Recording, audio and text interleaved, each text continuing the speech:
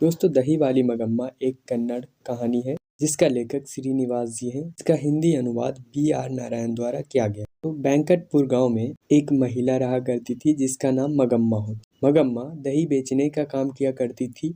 वह बैंकटपुर से 3 मील दूर जाकर बेंगलुरु शहर में दही बेचा कर, जहाँ उसकी मुलाकात एक महिला से होती है जिसे मगम्मा माजी कहकर पुकारा कर। मगम्मा अपने बेटे, बहू और पोते के साथ रहा कर। मगम्मा की बहू का नाम नजम्मा होता। दोस्तों, एक दिन नजम्मा अपने बेटे को किसी बात पे पीट रही। तभी मगम्मा वहाँ आ जाती है और बोलती, अरे राक्षस, तुम इस बच्चे को क्यों पीट रही? तभी नजम्मा मगम्मा पे गुस्सा करने लगती। तभी मगम्मा बोलती है, आने दो बेटे, तुम्हें उससे डांट सुनवाती। कुछ देर बाद वह उसका बेटा आता। तभी मगम्मा उसको सारी बात बताती है। बेटा बोलता, अरे माँ, क्या मेरी पत्नी को अपने बेटे को पीटने का भी अधिकार नहीं? तभी मगम्मा को और ज्यादा बुरा लगता और मगम्मा बोलती, अगर तुम लोगों को मैं इतनी बोझ लगने लगी हूँ तो क्या मैं अब अलग खाना बना? तो बेटा बोलता है, अगर की मर्जी हो तो आप बना सकते। मगम्मा कल दोपहर से अलग खाना बनाकर खाने लगी। अब मगम्मा अकेले रहने लगी और अपना दही बेचने का काम करने। कुछ दिन बाद मगम्मा के पास कुछ पैसे जमा हो, क्योंकि पहले वो दही बेचकर पैसे लाया करती थी, तो उस पैसे से वो अपने बहू के लिए गहने खरीदा कर। लेकिन जब वो अकेले रहने लगी तो उसके पास पैसे जमा होने लगे। एक दिन जब मगम्मा बेंगलुरु शहर दही बेचने गई तो उनकी मुलाकात पुनः माजी से हुई। मगम्मा माजी को मखमल का ब्लाउज पहने हुई देखी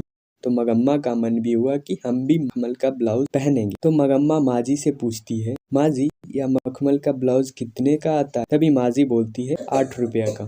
तभी मगम्मा 8 से 9 रुपया खर्च करके मखमल का ब्लाउज सिलवा लेती है और पहनने लगती है, जिसे देखकर उसकी बहू नजम्मा को बहुत जलन होने लगती है और नजम्मा बोलती है, देखो इस बुढ़िया को, बुढ़ापे में इसकी जवानी सूझ रही है। जब इस बात की पता बैंकट गांव के एक जुआरी जिसका नाम रंगप होता है उसे पता चलता है तो वह मगम्मा के पीछे पड़ जाता है और अमराई के पास उसे रोक कर उसे उधारी मांगने लगता है। लेकिन मगम्मा उसे मना करती है, बोलती है कि मेरे पास से नहीं है। बाद में मगम्मा माजी के पास जाकर अपने सारे पैसे रख देती है। जब उसके बहू को यह बात पता चलती है तो नजम्मा अपने बेटे को मगम्मा के पास भेज देती है।